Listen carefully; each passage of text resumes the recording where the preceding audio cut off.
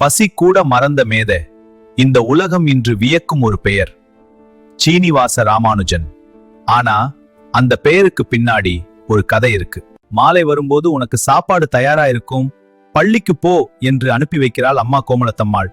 ஆனா அந்த நாள் ராமானுஜன் சாப்பிடவே இல்லை. சாப்பிடாமலே போகிறான். ஆனா முகத்துல சிரிப்பு.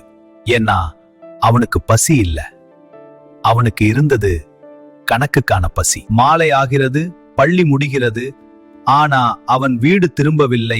அம்மா ராமானுஜனை தேடு என்று அனுப்புகிறாள். தேடி தேடி ஒரு கோயிலில் அவனை கண்டுபிடிக்கிறார்கள்.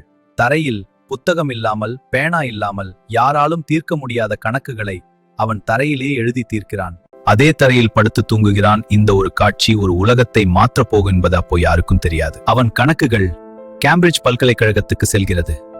ஒரு பெரிய கணித மேதை அதை பார்க்கிறார். விடை இருக்கிறது, ஆனா அந்த வழி எங்கிருந்து வந்தது தெரியல. ராமானுஜனை அழைக்கிறார்கள். அவர் எழுதும் பதில் ஒரு வரிதான், எனக்கு பணம் அனுப்புங்கள், என் குடும்பம் பட்டினியில் இருக்கிறது. பின்னர் அவர் உலக மேதையாக மாறுகிறார். இன்று கணினி முதல் ஏடிஎம் வரை அவரின் கணக்கு ஓடிக்கொண்டே இருக்கிறது. பசி இருந்தாலும் அறிவை விடாதவன் அவன்தான் ராமானுஜன்.